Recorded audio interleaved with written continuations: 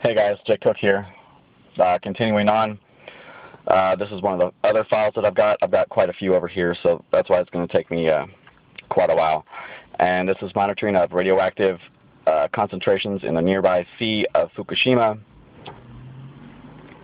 And let's see if I can focus in here. And this is where how far the radiation has gone so far. 20 kilometers off the coast of Murana. Yeah, I can't say the rest of those names. Kashiro, approximately 500 to 600 kilometers north of Fukushima. They've also collected really high samples, along with 0.5 and 2.0 kilometers off the coast of, what is that saying? Yeah, you can read it. And 130 kilometers south of Fukushima. So basically these are all the sampling points, that they've been taking all the samples in all these different areas. And these are the people that have been doing it. Next, sampling was done along a 30-kilometer line off the coast. TEPCO sampling points are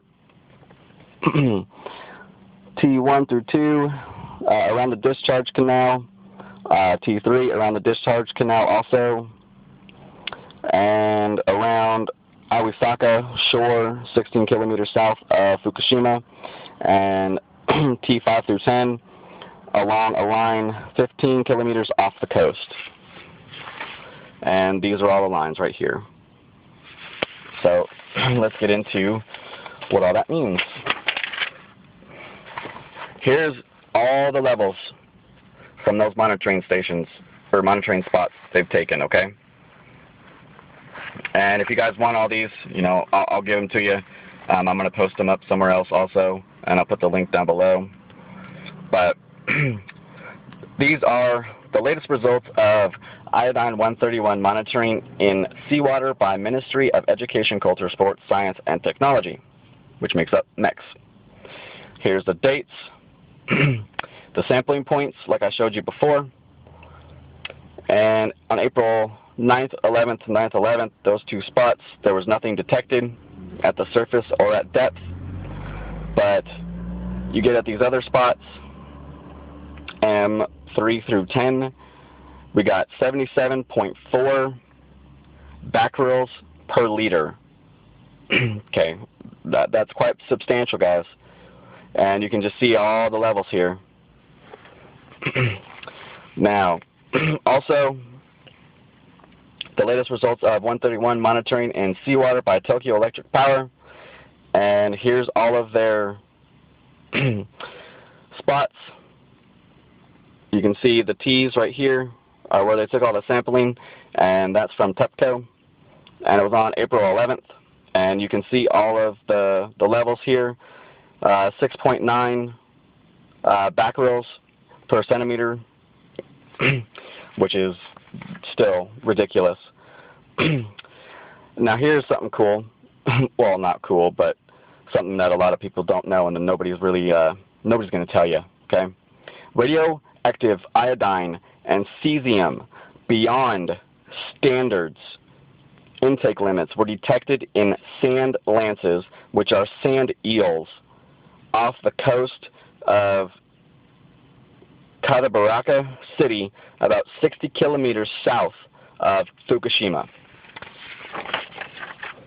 Just to give you a grand scope of how bad these levels are, here's a graph, and I know you can't really see it right here, but concentration of iodine-131 in nearby sea of Fukushima up to April 11th, okay?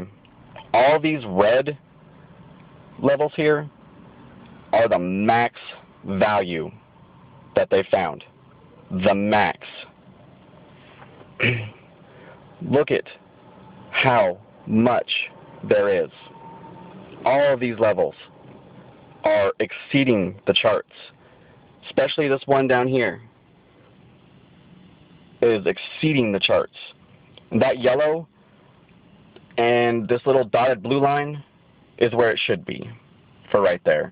And the same with this dotted red line. See how it goes past? It's not supposed to go past that point. That red line right there isn't the standard value. So you can just see how substantial this is. And this is, they're not going to show you this, and you're not going to find this anywhere else, guys.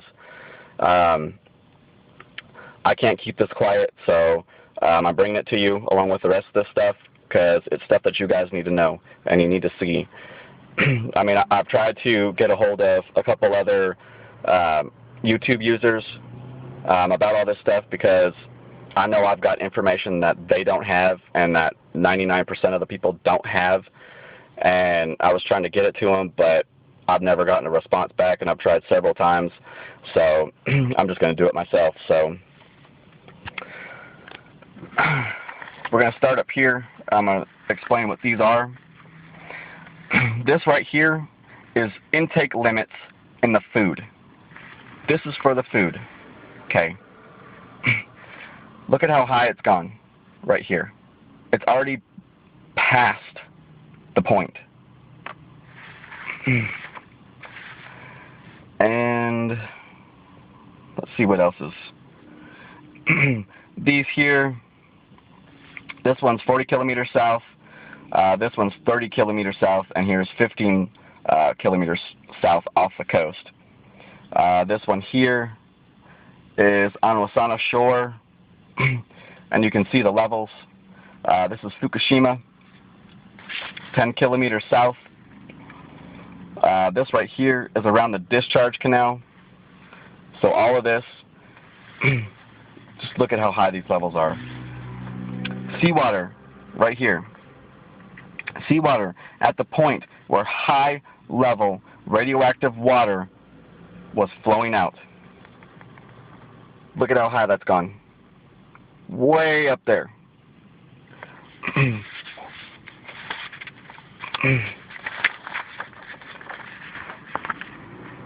Now here's the bad one, guys. High level radioactive water. Look at that. It maxes the chart almost completely out. This is unbelievable. I mean, unbelievable. So basically what they're telling you is with this food, they've stopped all import-export of any kind of food. They're not allowed to touch any vegetables, no grass, no fish. They're given small rations as we speak, because nothing is edible. Everything is highly contaminated. All the wildlife, all of the sea creatures, anywhere around there, even 600 kilometers away, are highly radioactive now, and they're turning up all over the place. And that's not good, guys. I mean, seriously, that's really bad. I'm just waiting for the trickle-down effect to hit us here real soon. Damn it, I wish my camera could focus in. Sorry, guys, I don't have, the good equipment. I'm just using my phone. So I'm a really broke college student that pretty much just lost everything. So just bear with me and be patient. This is the actual status as of 2030, March 14th. And I can send this to you and you guys can look at it, but I'm just going to explain just a couple of little things. All these red spots that you see on here, those are need to be recovered immediately. So we're talking 1 through 3 of the reactors. Fuel integrity, containment integrity, core cooling ability, 1 and 2, secondary and primary, building integrity, water level of the pressure vessel, seawater injection to the core, and containment venting. Okay? All of those reds are serious problems. Serious problems. And what they also don't tell you is Fukushima number 2 there's 2 power plants also in units 2 and 4. Okay, listen to this. Units 2 and 4, their core coolability is not functional. Not functional whatsoever. So I've got a bunch more of these things. I'm going to make a bunch more videos. I'm going to get these out to you real quick before I make those other videos, because I'm kind of running out of time. Please stay tuned to my other videos. I have some very, very, very crucial, very important information that you guys need to hear about the actual status, about what's going on, what's being reported, and how Japan has actually been, like I said before, withholding information from everywhere. And the levels that I've got are unreal. I mean, absolutely unreal. Okay, I want you to think about a couple of things as a little parting thought. I read earlier to you guys about how Chernobyl had to be completely entombed in cement, and now the tunnels for Fukushima are going to have to be absolutely encased in cement to even get around there, because of the levels are so high. And if it keeps going the way it's going, Fukushima is actually going to be rendered useless. They're going to have to pretty much abandon it once they've got the core coolability contained, and they can move all the cores to another location to be stored. That building's going to have to be left alone, basically, or encased in something, because of how high those radioactive levels are. A lot of those radioactive levels and radioactive materials will take decades upon decades to decay. And I read earlier to you in that email that I got, and that is so critical information, because earlier they were telling me that this was before they really got the true information. He was telling me that everything's fine, don't really worry about it, it's nothing to be concerned about, the levels are way insignificant to even think about, it's nothing more than background radiation that we get every day. And the last email that I got before this one,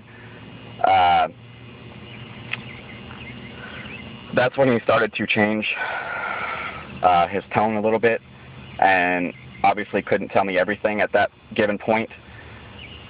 I know for a fact, and I trust him beyond imagination, because he's there, he's in this as we speak, and he's getting all this information. They're sending this information out to all the nuclear plants to be prepared just in case if something goes wrong at Fukushima and all hell breaks loose.